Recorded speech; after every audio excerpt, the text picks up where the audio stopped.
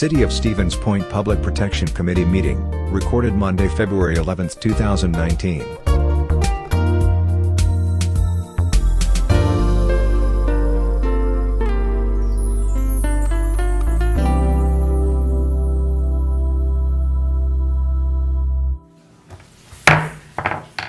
I'll call the meeting of the Public Protection Committee to order at, looks like about 6:13 p.m. I believe we have a quorum, but for Alder Oberstadt, who is excused. First item on the agenda are 3 appeals for service charges for property maintenance violations. We'll take the first one, 1202 Illinois. Is that individual here?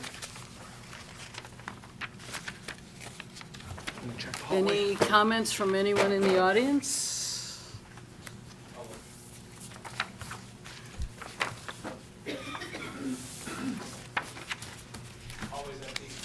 Okay. So, seeing no one here to speak for that property, I would entertain a motion. Move the denial of the appeal. To deny the appeal. Okay. And second by Alder Dugan. We have a motion and a second. All in favor to deny, vote by saying aye. Aye. Aye. And opposed? Okay. That is denied. The next one is 2160 Madison Avenue. Is the individual from Madison Avenue here? Go ahead and come up to the podium and give your name and address for the record. Jeff Gessel, 2803 Arrowwood Court, Wausau, Wisconsin, 54401. I'm the owner of 2160 Madison Street, and my complaint is there's kids, college kids that are living next door in a duplex, and they're moving out, and they're putting the stuff on our side, and I'm getting fined for it because it's sat out there. I don't feel like I should have to pay for somebody else's garbage. Like, how would you like it if somebody takes and puts stuff on your front yard? I mean, to me, if the Stevens Point would have called the owner up, sent a letter to the owner, it could have been taken care of right away. Because I got a picture of that chair, and the chair would fit in a garbage can. That, you know what I mean? It could have broke it up and just put it in a garbage can too. That would save a lot of everybody, a lot of headaches and all that.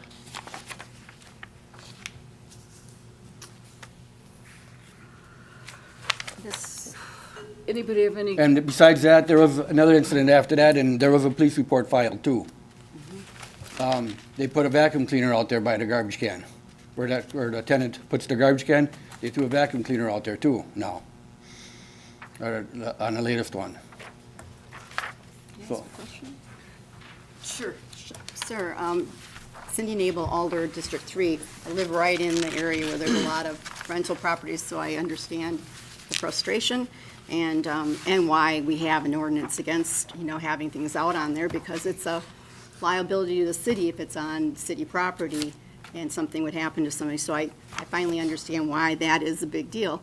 But I do understand how you feel, because I've seen the same things happen in my neighborhood where I go to call on something or check with the students where I see a couch is on their curb, and I will try to go across if I know the owners, contact the owner or contact the students where it is, and just let them know it can't be there more than 24 hours. And the last time I had that, and there was a complaint against me, but behind the scenes that doesn't get in the record is that I did make that attempt to go to the owner, call, and there was no answer. I went to the student's house, there was nobody there, and I had seen this couch floating between another property a few houses down, so I knew that who did know who it belonged to. So what I did was then call inspection in our neighborhood liaison person, Mark Cordes. I asked him to provide a pink slip that would give a warning so that the students would realize that it wasn't their couch and someone had put it there. Now they know who to contact, and that there was a chance they would be getting fined for it, so that at least they'd be alerted to it. To my As knowledge, it happened for excuse me. them, they did take care of it. I think the landlord did, but at that time, the record showed, that how I was harassing them by doing this, but the things behind the scene on a lot of these, the only thing that people write down in these reports when you read them are the report that is given by the complaint of the person that got the fine usually. And so I really feel for you because I can see it does happen, and I want you to know that I am aware that you're not just making this up. People do put things in, and as people are walking through the area, sometimes they move something to another house. It does happen. I wanted to ask you, did you get a letter at all from the city? The only thing I got was a fine in the mail. That's all I Not a received. pre-warning of anything? Nope. And I talked to the tenants, and nothing was, there's no paperwork on the door, nothing. And I'm trying to look in here to see, does anybody see in their packet that there was a note that There was when a Mark note on sends the out? chair. On the chair only? Okay, but not a letter sent out to the To the owner. Whoops. I have a question for Yeah, Director I Ostrowski. was gonna Sure. see if Director Ostrowski would could like help to. us, yeah. Because Phyllis- I guess my question is, Michael, is there a special procedure we follow for Sure. out-of-town So the landlords? protocol, again, there's a different protocol when things are in the right of way versus on private property. When they're in the right of way, they get tagged with a pink slip, and we return back to the property 24 hours later, or as soon as we can, therefore, or thereafter. And if they're still remaining, we will call our contractor to abate the situation. If they are on the property, we then issue a notice of violation, but because they're in the city right away, which can cause a hazard, which is, again, is unsightly, they're provided with a pink slip on the item. Before, we never did a pink slip. We immediately abated it as soon as it was out there. There were a number of concerns with that, with the Craigslist pickup, so that's when we started the pink slip program to tag the item, give the owner or tenant 24 hours to remove the item, and then if it's removed, then we have no further issue on the property. If it's not, then we abate it with our city contractor. Thank you. Thank you. Alder Dugan, you had a question. I was going to ask this gentleman, the owner, a question. Thank you, Director. Did you learn about the pink slip from one of your tenants, that there was a pink slip on the? Nope. You didn't? Okay, well, that's, If I asked, and one of them for my daughter, and the other one's for another tenant. So, and I just stopped her tonight just to question her on everything going on that. So, yeah, it's hard to determine whether, okay, I know what you, okay, go ahead, please, sorry about it's that. just hard to determine whether the chair and the other item, vacuum, wasn't it, were your tenants or not, because they really can't. No, no, they weren't. But this summer, there's like 3 different college students that moved in and out of that apartment already. Yeah. Since right before that cherry incident. And that's not uncommon. Right. I can attest to that, and especially when that chair is that light and easy to move, it travels. And not necessarily that it belongs to that person. So that is an issue and something that we need to. Because like me, I don't have eagle eyes. I live up in Wausau. I can't see what goes on day by day down here. I wanted to ask how often you do get down to take a look at your property or check in with the tenants. Well, my daughter's down here, and if there's something wrong, then she'll give me a call. If there's a problem. Well, in the future, it might be good to give tenants notice that they have to be very careful about what's in the right-of-way. Right. Yeah, I'll let them know, but, I mean, in the meantime, I'm getting penalized for something Right. that's not even mine. And that's not fair. Because if your same instance you'd be complaining too, I'll bet you. Oh, yeah. So, Any other questions or comments from anyone else? Motion? No, question for Michael again, Director. About registered landlords, is he registered and have a phone number? Our you could call? registration has not gone into effect. It goes into effect later. Oh. Later this year, and kind of with, the dropping off of just merchandise in the right of way at different properties. I mean, it does happen, and we have worked with individuals in the past if they file a police report before we go out and pick up the item. So if this individual would have called us or called the PD and let us know that, look, this isn't mine, file a police report with that, which they did on the vacuum following this, we've typically provided the leniency to allow that to be removed, or Public Works has picked up certain instances where they're large items. But in this case, we had no communication until after the fine was levied. So we did incur costs of staff time going out there twice, and then we also have the abatement costs that the city has already paid to Larry's Helping Hand. Thank you. Okay. This is a tough one. Any, I guess I'm going to move to deny the appeal. okay, we have a motion on the floor. Do we have a second? I will second. Okay, motion and a second to deny. All in favor say aye. Aye. Opposed? Nay. Okay, so we're 3-1 to deny. Next one, 13. In other words, I'm stuck with the bill. I'm sorry, sir, it's, Yep. yeah. Just like I got stuck paying a double fine because I didn't know something about the city. People come down here that buy houses to rent them out, and stuff like that, and we've got some rules. I mean, I can't see everything that goes on down here. I think we need to turn it off. The tenants have a responsibility to you as the property owner also, and it would be on them, I would think, because One they tenant- one failed tenant sleeps to, Works nights, she sleeps during the day, the other one's got kids, got 2 little kids. I mean, she can't keep an eye on everything.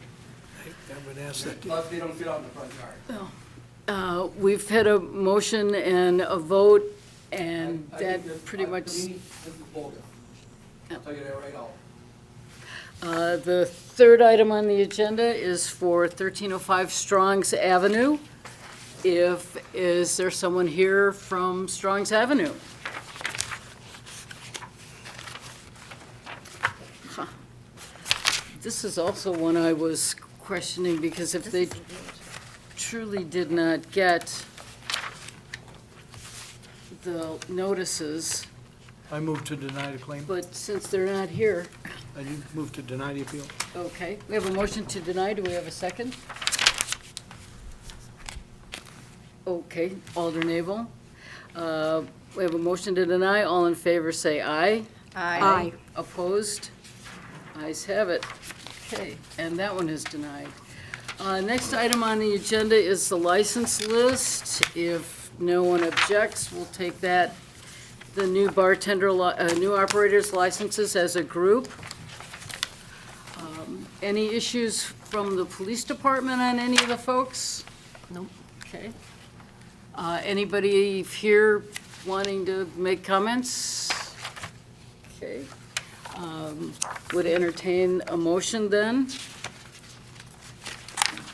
I move to approve the provisional operator license. Okay, second by Alder Nabel. All in favor, say aye. Aye. Opposed? Motion carries. Next one on the agenda is the provisional manager's license. Let's see that. I know, I didn't either. I'm not sure who, that's different from the change of agent. We may not have any. Is there something on here that we're, Nope, I don't think so. okay. I don't believe we have any. We just, oversight on my part. I left it Okay, on. so, no action. The third item on the agenda are temporary Class B licenses for picnics, St. Joseph's Parish, St. Peter's Parish, Central Wisconsin Children's Museum, and the Stevens Point Area Visitors and Convention Bureau. Again, if there's no opposition, we'll take those as a group as well. Any issues from, These are typically annual events that we've dealt with before, so no issues. The only one that's not an annual event is the last one, but it's held at Create Portage County, and they host Okay, events all the right. time. That's for the Discover Wisconsin premiere. Oh, right, featuring yes. Stevens Point, so. Okay, so we'll, Normally, we read when the dates are happening. okay, St. Is that please? Joseph's It's a little Parish. advertising. Sure, sure. St. Joseph's Parish, Winterfest on March 1st. They're likely to have a lot of snow for that one. St. Peter's Parish picnic is June 8th and 9th. The Central Wisconsin Children's Museum, happy hour at the museum on March 9th. My birthday. And the Convention and Visitors Bureau, as stated, was for the Discover premiere Wisconsin. party for Discover Wisconsin. So, all good events. Folks should go to all of them. Okay, so, we need a motion to approve or deny. I move to approve the temporary Class B license for picnics for the four places: St. Joseph's Parish, St. Peter's Parish, Central Wisconsin's Children's Museum, and the Stevens Point Area Visitors and Convention Bureau. And a second by Alder Dugan. We have a motion and a second. All in favor, say aye. Aye. Opposed? Okay, motion carried. Next item on the agenda is a change of agent. Again, we'll take all three together. Mills Fleet Farm, Susan Konsak replaces Tim Beer. Cheryl Sales, Melissa Koch replaces Melissa Wanta. And Cheryl Sales, agent at the store, Brittany Miller replaces Melissa Koch,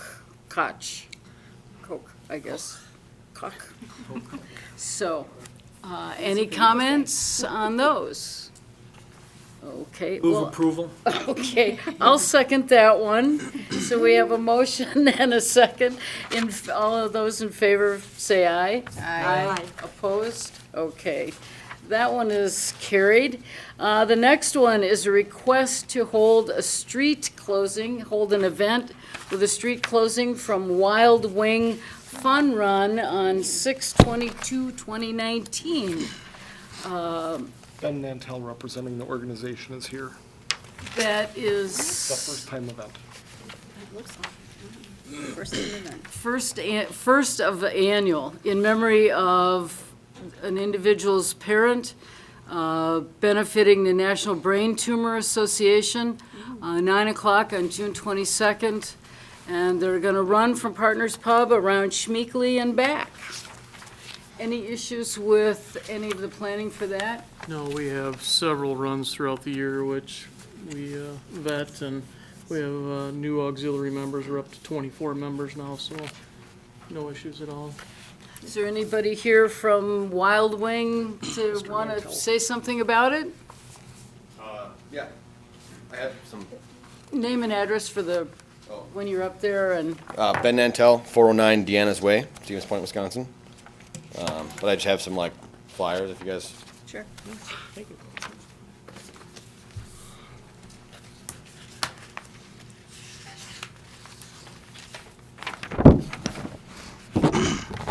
thank you. That's great. Thank you.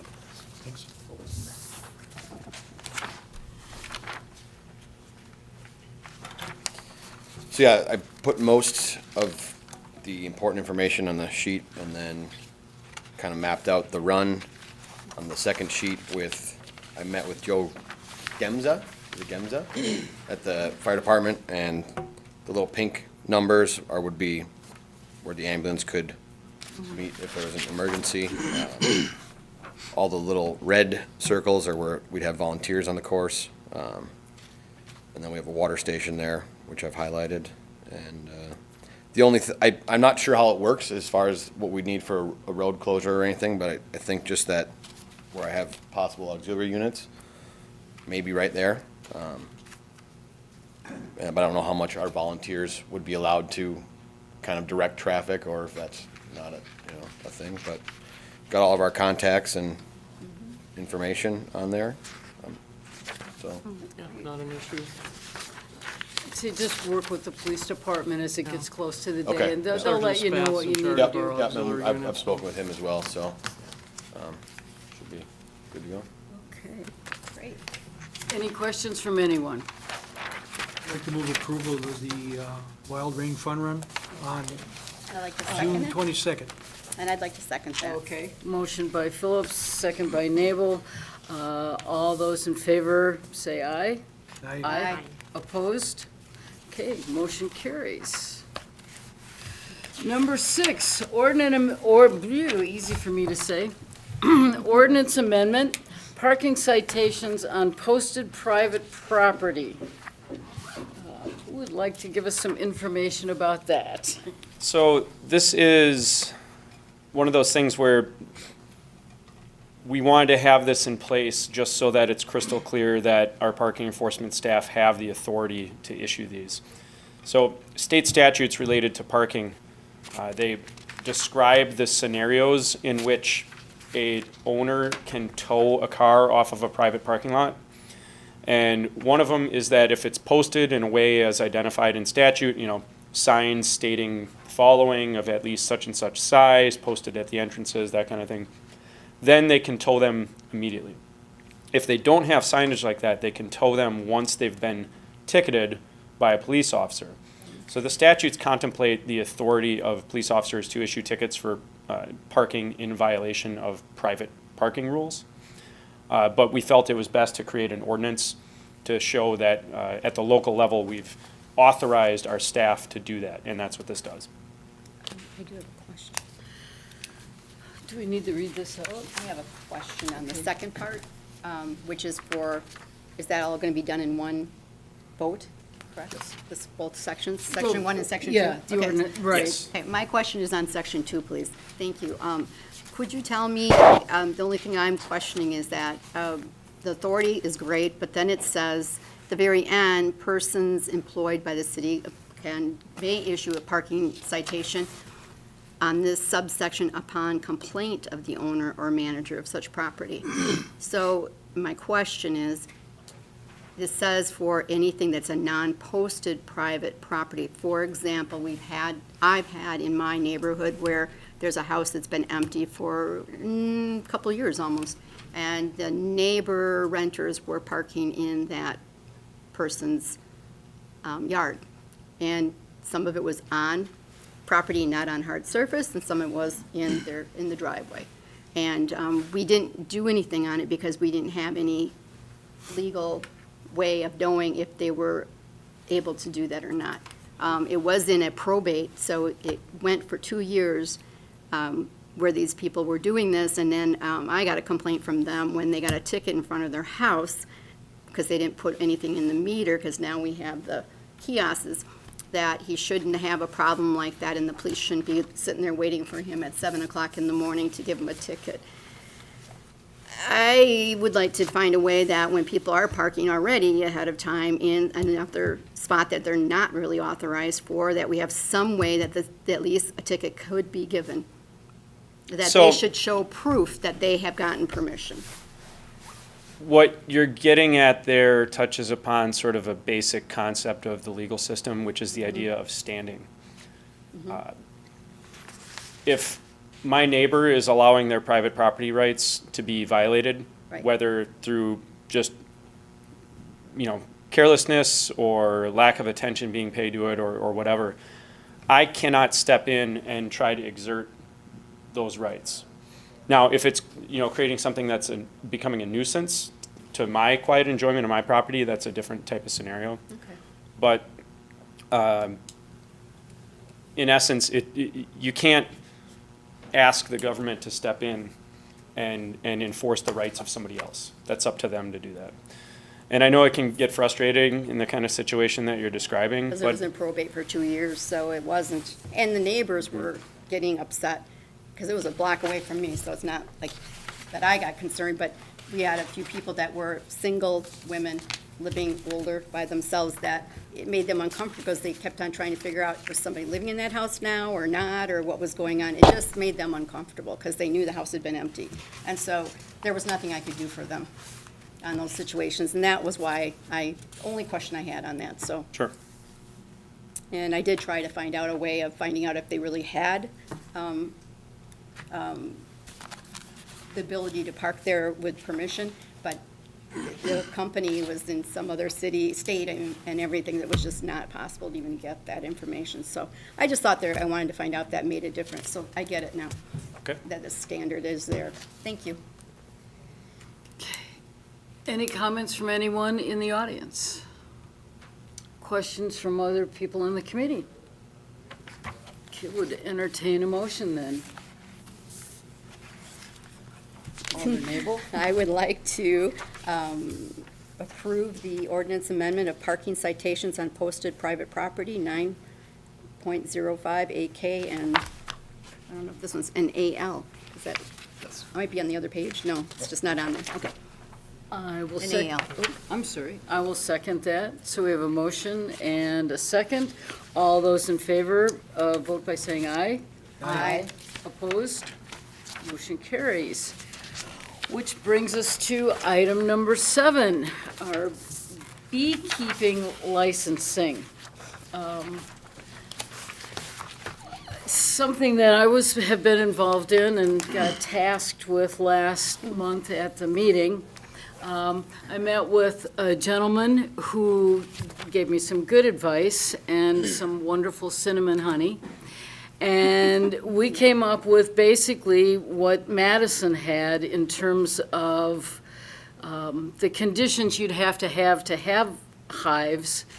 And because there were some concerns with the way the Madison ordinance put permitted hives in zoning classifications, we just changed it to read that the keeping of honeybees would be permitted on single-family or two-family residential lots, with the conditions that you can't have more than 20 cubic feet in volume of a hive, no closer than 3 feet from a property line, 10 feet from a sidewalk, or 25 feet from a principal building on an abutting lot.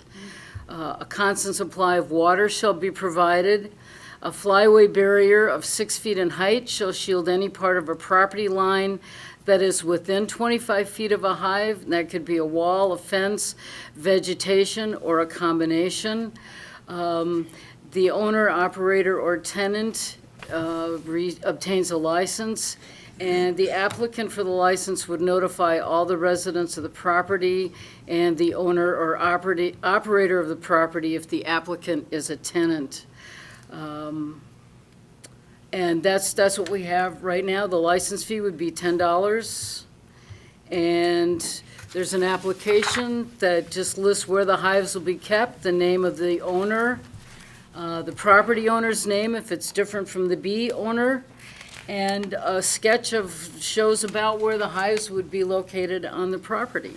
So that's kind of where we are at this point. I didn't get one of those. You didn't get those Or in is your, it- I'm trying to look, I'm sorry, I might have should looked be at right. the wrong one. Yeah, right here. should be right there.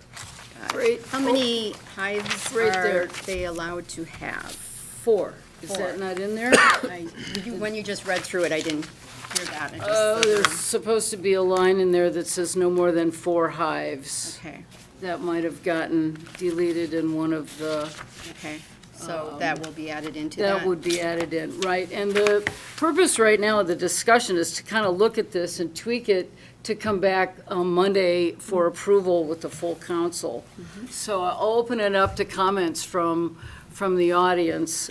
Go ahead, come up to the podium and name and address for the record.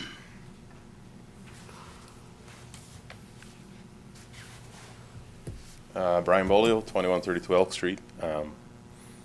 I just had a question. Is there going to be some sort of annual inspection upon the permit issuing to make sure the hives meet the parameters of the proposed ordinance? They would have to get a license annually. They wouldn't necessarily have to pay the fee every year, but they would have to get relicensed, and that would involve Well, somebody looking at it. Okay, that's all I wanted to know.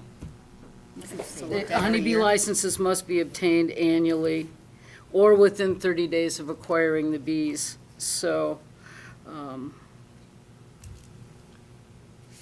So maybe we take out, yeah, and if somebody wouldn't necessarily have to notify their neighbors if they're just renewing their license. Right, They'd but upon notify it application- on the front end. Upon application for the yearly permit, should there be an annual inspection to make sure what they have still meets? If, go ahead. I would like to see that included in the text at some point here. Considering they are venomous creatures, that's, Yeah. So, Must be obtained annually and inspected at that and time. must be inspected At that time. and obtained. Yeah. Must be inspected in order to be re-permitted. We can, Yeah. sure, that's not a problem. That's what we're here for tonight, to although I am Those allergic tweaks. to all species of bees, I do see the benefit of having the artificial hives. Yeah. So,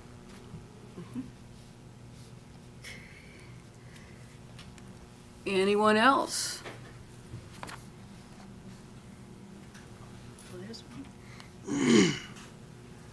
Here's another. Name and address for the record. Thank you. Wendy Dolan, 318 Washington Avenue here in Stevens Point.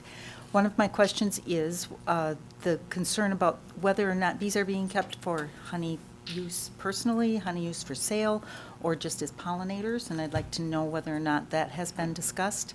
If my honeybees, I do intend to apply for a license and pay for a permit, and I have already gone through that process.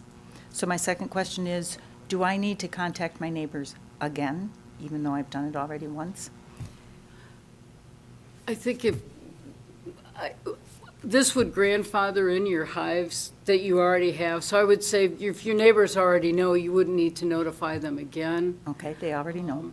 In terms of commercial production, I think that's, the state kind of covers that, I think. Well, one of the concerns that was discussed the last time we were meeting in committee was whether or not the bees would be providing honey for the homeowner or for sale, or if it's just a pollinator.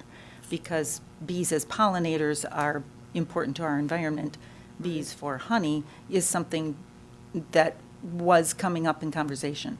And am I allowed to harvest my honey, or will it be just as pollinators? I think as long as you're not selling it commercially, you can harvest it on your own. Isn't that what the state allows? I mean,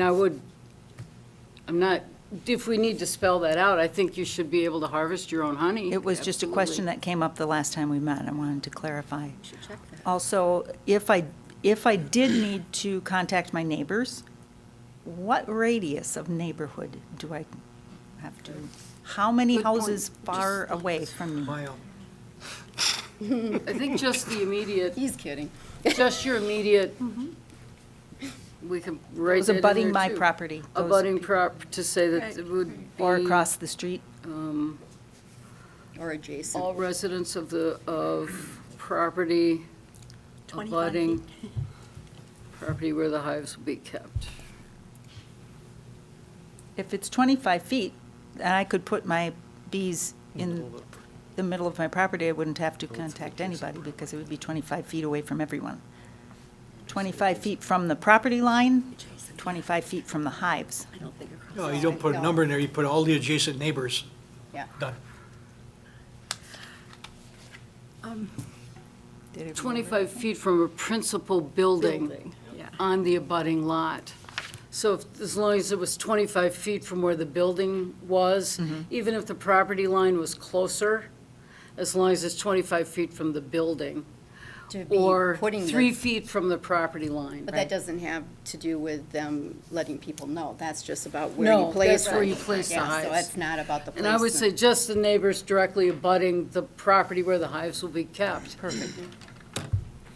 In Wendy's situation, you are on an alley too, but I don't think the homes there are within 25 feet of you or your hives, do you think? I think they are. The alley isn't more than 25 feet wide, and I've already contacted them anyway. So that doesn't, yeah, Right. apply. So, but you don't have to tell the neighbors? No, you do. You do, to Anybody get your abutting, permit. abutting to It the, says that here somewhere. Yeah. We will add that in. What if the neighbor says no, you don't want them there? they can't deny a person's ability to keep bees. I mean, So- you can't deny somebody's use of their property, Legal use? and you can't really prevent bees from being in the neighborhood. Right, you're just letting them know. Check any dandelion in the city in the spring, and Yeah. you'll probably find a honeybee or some kind of pollinator. I think it's courtesy to notify the neighbors, but the neighbors can't prevent someone from keeping hives. Okay, So my dad comes over, my grandson who are allergic to bees, They don't go and near them. they don't know about it, they're just SOL. Well, if there's, I you mean, we're know, importing tens of thousands of bees to that neighborhood. So there what are are the odds you're gonna get thousands of stung? bees in nature. Not that many. Well, I think it would Not be. that many. I think it would be up to the person that is adjacent to that property that owns it. It is up to them then to make sure they've told anybody visiting their home that there are bees being kept over here, so then they have been warned and notified themselves. So it's up to that person that owns the property. If my granddaughter was visiting me, I would need to tell her, not go over here, or whatever, that there are bees being kept. Is there signage that there's a beehive on this property? Should there be? signage was mentioned in the letter that I got. I think it could almost be a problem, but that's just because I've lived where I have for so long, that it could become a problem just because someone would go, hey, beehive, I want to go see that. I don't Or, wish to you know. make an attractive nuisance on my property, to make it known everybody can come up to my hives, because then that would be trespassing, so I'm not interested in advertising that, but there was something in the letter I got about putting a sign up. We have not put signage in as a requirement, again, I think because it may attract people that you don't want. And the bees, from everything I've learned about beekeeping and bees in the last couple of months, is that they just want to get food for the hive. They're not out to attack people, they're not aggressive, they're just doing their thing and providing for the family, so So to they speak. just want to leave them be. It's the hornets. I had to say it. And the yellow jackets. Leave them be. And the wasps that are the Some are aggressive stingers.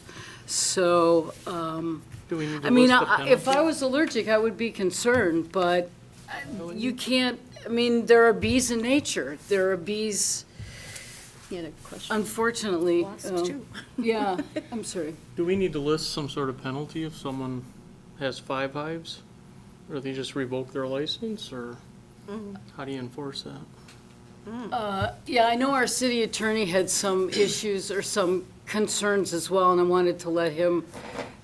So think of this as being regulatory guidelines that would control the enforcement of parts of Chapter 12 that talk about keeping of farm dangerous or wild animals. So the same way that we have a set of standards that if you meet them, you can have chickens. And if you don't meet them and you have chickens anyway, you'd be in violation of the ordinance, you can get a citation and could ask the municipal court to order you to get rid of them or whatever it is. Same thing here, just different set of regulations for a different type of animal. With regards to the way it's written right now, I know, Mary, you and I had talked about this briefly. I think that I see what you're trying to do by saying single-family and two-family residential lots. You know, the idea being that those are the places where you'd want these to be, and not as much on like a commercial lot or something like that. I think there is a real risk, though, that by referencing those types of phrases, this starts to look an awful lot like a zoning ordinance, like a part of the zoning code. In which case, there's a process you have to go through under state law for making an amendment to zoning. I mean, we're talking about the use of property. So I think that a little tweak there, certainly if you'd like, you could just remove a reference to saying it can only be allowed on certain types of lots, and then write into it more discretion for this group to be able to, or or for the clerk's office or whomever it is to make some judgments based about the appropriateness of the particular parcel. There's no reason you can't make it a little more broad discretion for somebody who's reviewing it to, make judgments on a case-by-case basis. With regards to notices to neighbors, the way it's written right now, you're not required to notice anyone other than people who are owners, operators, or occupants of the property where the hives are going to be placed. So you don't actually have to notify your neighbor. All the references to property lines relate to location of them on the lot and the creation of the flyway barriers. Right. So if we want to have a notice be sent to adjacent property owners, you'd have to add a line in here. Certainly we can do that. Lastly, it says that the license must be obtained annually. So you can picture somebody 10 years in a row has honeybees, no problems, they're coming back every time getting a new license. Certainly that's something that I think makes a lot of sense here at the outset. Might be worth looking at a few years down the line. If people are having no problems and repeat licensees, you might want to consider creating some flexibility there as well. And lastly, there's a part here that says you have to obtain them annually prior to April 1st or within 30 days of acquiring the honeybees. I think you probably don't want to write directly into the regulations an ability for people to get them and then come and get the license, because good luck saying no once they've already got them there. They'd have to go out with the butterfly net and gather them up. So I agree. Prior to acquiring. Do we have an idea on pricing of this? I just want to put out there let's not have this a high price. Let's keep it low so we can encourage people to be as able it's to have written, this. it says $10. I'm sorry, I missed it. Chickens, yeah, the I didn't chicken even see it on license, here. chicken permit is $10 as well. And so it's the same thing, okay. And I also, it's not in here, and I think, because chickens and bees are very different, the potential for bee problems. I don't think the clerk's office should just be allowed to give bee permits. I think that should come before this committee. Every permit for a beekeeping license should come before this committee, I think. Yeah, I do too. Because if the committee feels that it's too dangerous a place, they might have some ability to weigh in on that. And I think the overall number of applicants you're going to have is going to be smaller than what you typically would see with chickens. I suspect it's a very labor-intensive hobby. Yeah. If somebody wants to do that. So we'll make some changes. Anybody else have any comments? Alder Johnson's been waiting patiently.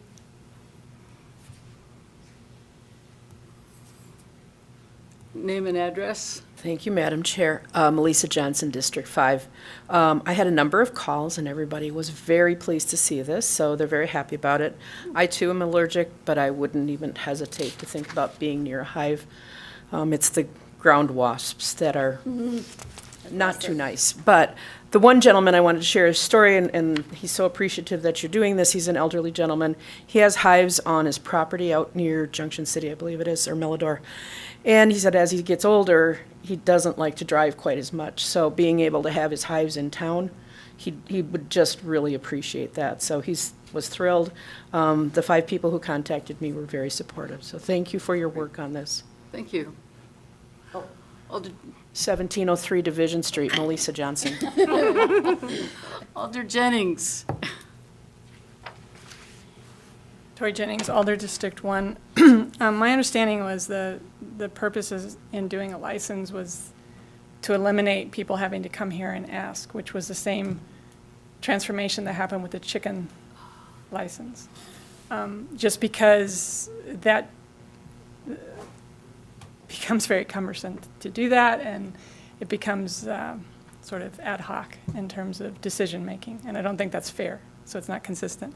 A license creates consistency, and I'm curious if the Madison ordinance required people to contact their neighbors. It did, yes. The text, the numbers 1 through 7 basically are right out of the Madison ordinance. Okay. Because if it wasn't in the Madison ordinance, I was going to make the argument that why are we making that requirement? But if it's there, okay, Yeah, thank you. It was. Well, that's definitely worth discussing whether or not this committee should rule on Right. every permit or not. Or if it Maybe would go we should through. start I don't want out that that job. way, and Give them a permit, let them do it. if it, Or in the inspection department. But it shouldn't be $10. It should be a lot more than that. You're filling out some paperwork here, and I got inspectors going out.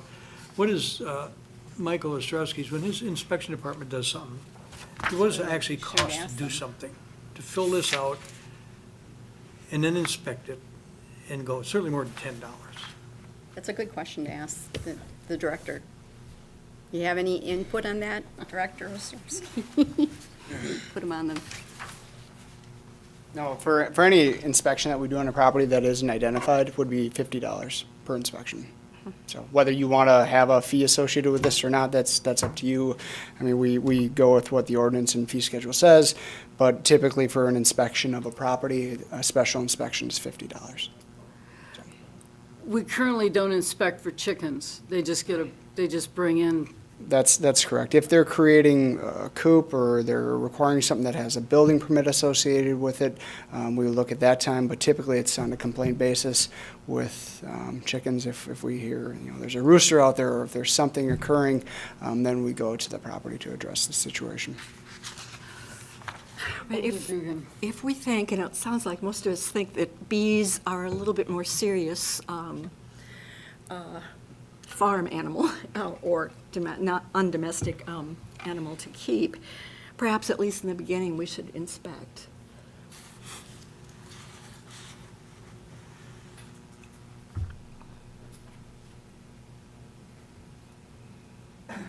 Wendy Dolan, 318 Washington. I'm very much against raising the fee to more than $10 per year. It's expensive enough to keep bees, and it's a hobby that we need to encourage in order to keep those pollinators we've been talking about in the community. Also, I have a question. What is the license to have a dog? What is the cost of a license to have a dog? 45, is it, or? Depends whether it's spayed or neutered. Is there a license required to have a cat? 3. What is that amount? 3 for a cat, $3 to have a cat. 10 for a dog. 10 That's for a spayed dog. or neutered. All right. 45 if they're not. Is there any reason that bees, which you've already mentioned are fairly passive animals, would need to be licensed at a higher amount than that? I have feral cats in my community, by the way. In my yard, my neighbor's cats are loose. Come into my yard all the time. But $10 a bee is a lot of money. I thought it would be fair to do the same prices for the chickens. Me too. Because they're both kind of the same kind of genre of animals, farm animals that They can be change kept. at a later that time. can be kept domestically. Yeah, I think it's $10 is appropriate, and it doesn't necessarily that we have to do inspections, but when you have a complaint and there's an issue, and if they got fined, well, then that should be involved in the fine. Maybe that's take when care the of it. inspection comes in. Right. If there's a complaint. Right. And then they would be subject to Yeah. fines like anybody else. Is the license $10 annually or just $10? Just $10, that's what we say. That's what Is her the- question, she had a question in the- there. Do the chickens, they just pay once, or do they pay every year? See, I would do the same thing as chickens, just it would be one time, and then you would just come in annually. Do people come in for chickens? Or they don't, unless something changes? Correct. Unless something changes, they only come in the first time. We could, So couldn't it be $10 per hive? I think just $10 for a permit, whether you have one hive or up to 4. What if Could have people up are to selling 4 it? hives. What if they're selling their honey, making a business out of it? That's a different story. That raises it to a different level. That brings in the state laws. And how do we know? Yeah, how do you know? One other thing is, there was no lot size on here. You can have this beehive on a 50 by 75-foot lot? Is that correct? I think if you own a property in the city, you could probably have a hive. You might not want to have 4. Okay. And also, If you could meet the requirements of the 25 foot. the feet from buildings and property lines. because I can picture these people moving hives around town. It's It says really, here, really you don't have difficult to to live move a there. hive. You can put them somewhere else. It says right here, you can, If you have the property owner's approval. Like if somebody wanted to put a Right. couple hives in my backyard, I would let them, Mm-hmm. but I wouldn't want to do all the maintenance, because I'm not, So, for example, if it's a rental property, they would They would have have to to have the get property permission owner's from the approval. property owner, and that makes sense. And I think that's Right. where I would have been concerned if it wasn't that way, because then it could be any student that's there for a short time and leaves and let the bees fly and then leave, you know? So I think that what we're looking at is there has to be permission from the owner of the property, and then 25 feet distance. I think it's good. I but if there's a really do. problem, shouldn't the beehive be kept on the owner's property? In other words, the owner should be on site in case there's a problem with the beehive? a lot of beekeepers that live in the city have hives outside the city and don't live on the property. So I Care don't about them. think that's, I don't care about them. I don't think that should be an Somebody's be issue. throwing a football and you hit one of the beehives, now what do you got? One laying on the ground and the owners are out of town, and the guy might live in Wausau. That one guy here tonight lived in Wausau. So And he I had a should problem with have his property. The tenants destruction would of be- my the property tenants on because the someone rental else is throwing a property would be ball in my keeping the yard? bees. I'm sorry. Why would I be concerned about destruction of, I would be very concerned about destruction of my property if somebody in my neighborhood was throwing a ball and hit something in my, Yard, in no my matter home. what it was, right. It doesn't matter what it is. But if you're not there, if you're not on site, I think that's an Then- insurance problem. The tenant would be the That would certainly be a beekeeper, problem. You, and the beekeeper would be on site. I just think we're opening up something we should never open up, but that's okay. Okay, So you don't think I the do have owner another has? engagement and I need to be excused. So thank you. Thank for- you. Thank you. So as a committee, we don't think the owner should be living in the same place that the beehives are? I don't think that's necessarily a requirement. I don't think that should be a requirement. If you have if you're a renter and you have the owner's permission and you live there, you should be able to keep bees, even though you're not the property owner, if you have the property owner's approval. Go ahead. Your name and address? John Lima, 508 Meadow. On selling honey, you as an individual, this is from the state, I'm involved with the state of Wisconsin, or the state organization with bees. If you sell your own honey, then you don't need a permit. If you're gonna go through a second party, then you have to have the commercial sinks and everything for stainless steel to process your honey. But if you have just your own, you can sell it yourself. That's good to know. I probably spent 6 hours looking at different city ordinances. Right now, Stevens Point is the only city of this size that does not permit bees. The charges vary. La Crosse is the cheapest, it's $5 for like 5 years. Larger city, Milwaukee, it costs more. You have to draw a picture of your lot. I think Milwaukee, Eau Claire's more. A lot of them are $10. One time only? Every year? Annual, I think they're annual, except La Crosse, I think that was like a 5-year for $5. Okay. But all the cities have permit bees. Green Bay, Appleton, Oshkosh, Fond du Lac. I couldn't find a city. The smaller ones usually don't have any ordinance at all. But I was looking Stevens Point size larger. Some of the smaller do, but there might be another city in the state that doesn't permit it, but I couldn't find it. What about inspection? The state has 2 inspectors. You'd have to have a Commercial license, beekeeper inspect to, to know if there was. well, you could measure if you. Yeah, you can measure, yeah. Yeah. Or the number of hives, are they going over it? Yeah. And with the allergic, honeybees, it usually takes longer to become allergic to them. And the venom from honeybees and wasp is totally two different venoms. And most of the people that say they got stung by honeybees, they leave their stinger in and you have to manually take it out. So you know you've been stung by honeybee because it continues to go into your skin until you pull it out. So. Thank you. And you can use it for your arthritis too. Could I ask another question? Yeah, Because I sure. know you've been doing this for a long time. Would you think that it would be important for someone to have their hive inspected at least once or not? I mean,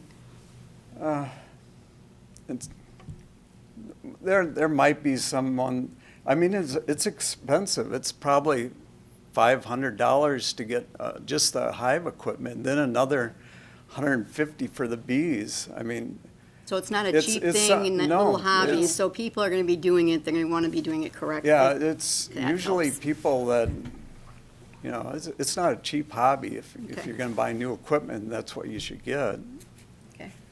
And you're saying that if there were an inspector, it should be someone who really knows bees? The state does offer Yeah. bee inspection for disease and Yeah, a- okay. other thing, but there's only 2 inspectors for the whole state of Wisconsin, one for the north, one for the south. Yeah.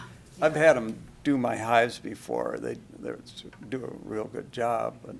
Is that when you have asked for inspection more than Yeah, likely? this, So they it's look not at, one that you're they doing look for the disease license. and this parasitic mite. That's another thing, this mite you have to fight. And that's another big expense. You either have to buy an acid you have to put in the hive. I use oxalic acid and vaporize it, and that's expensive to buy the vaporizer just to kill the mites. There might be some fly-by-night beekeepers, but. Yeah, but it's going to be very, I very mean, seldom in the dog comparison. owners too, that Yep. aren't responsible, but. Right. I don't think we need to do an inspection Not, unless there's a complaint. Do If, we need to do a permit at all? I mean, but if you have horses, they've been known to not get along with horses. Yes, I think I have experienced that before. I think I was on a have- horse when it I got think stung. I have too, as a matter of fact. Not a fun Any other ride. questions? No, that's, Any questions from the committee? I see Alderman McComb has a question. Well, not a question for him, but I wanted to speak. make a Oh, comment. sure. Yeah. Mary McComb, 2100 Elk Street, 9th District, Alder. I think we're getting way too regulatory with these bees. I don't think we need inspections. We don't do inspections for chickens. Right. Or Dogs. kennel licenses, Yeah. or cat. I've never been inspected for my pets. And I'd like to see it like the chicken ordinance, the chicken rules. I don't, Yep. beekeeping is complicated. I don't think there are any fly-by-night beekeepers. It sounds much too complex. There are fly-by-night dog owners, cat owners, probably not chicken owners. Anyhow, let's keep it calm simplified. down about these bees. Thank you.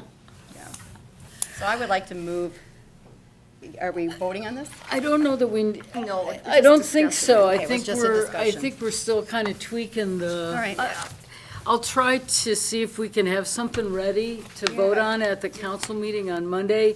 If not, we'll have to put it off another month, but, I mean, maybe we're even, Doesn't I need to be tend that to agree. I complicated. don't want to get overly regulatory. I want to make it as easy as possible for the people that want to invest that kind of time and money to do this, so, Okay.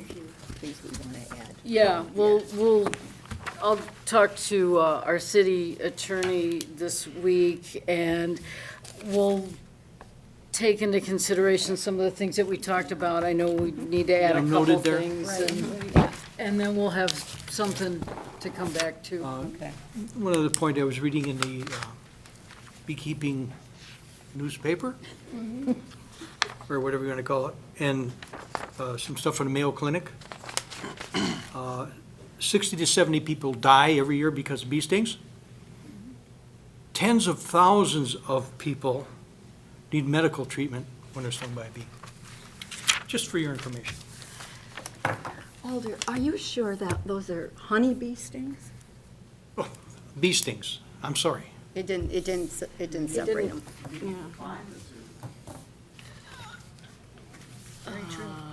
Okay, Bee is a bee. they're not, I had an A one time. I got an A one time. Okay, next. Okay, let's move on. So, moving on to, Operators, number bartenders. 8, operators, bartenders license changes due to the 2017 Wisconsin Act 278. This is discussion only. Looks like the state has changed some regulations for bartenders And licenses. this was in regards to the license issue from last month, just for your information, so Right. you're aware Thank of you. where that came from. Okay. Okay. So, have any of you ever gone on to CCAP and looked up somebody's court records? No. I wouldn't. So I'm sure plenty of the people in the room here have done that, and Daughter has.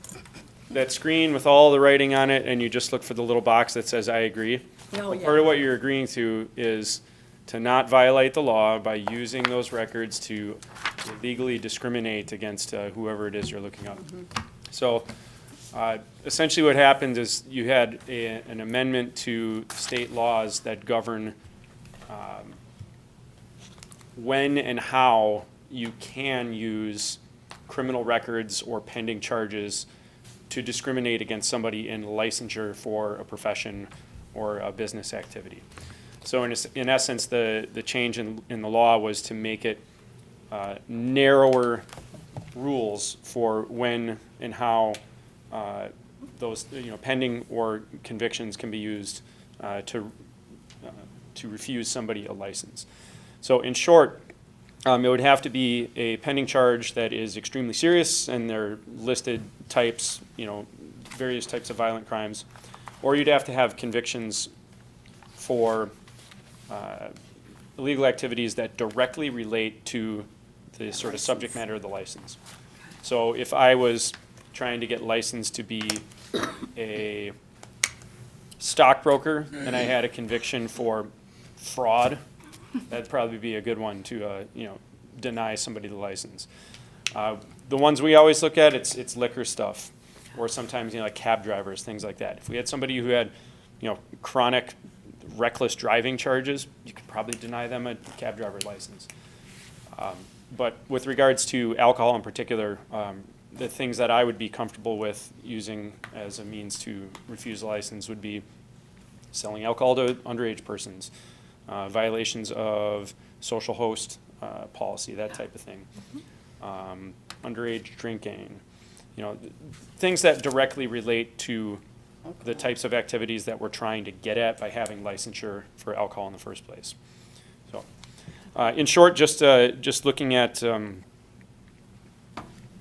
making sure that our practices are in line with the new changes under the law. Any questions? Well, the committee wouldn't have to be concerned about any of that because the police department would be doing their, bringing it. The only time we'd ever deny a license is if the police department says something's wrong, Yeah. right? Yep, basically we're trying to give you a heads up that those recommendations might be a little different than they've been in the past. Right. Okay, Just wanted to let you know ahead of time. thank you. Thank you. Any other questions?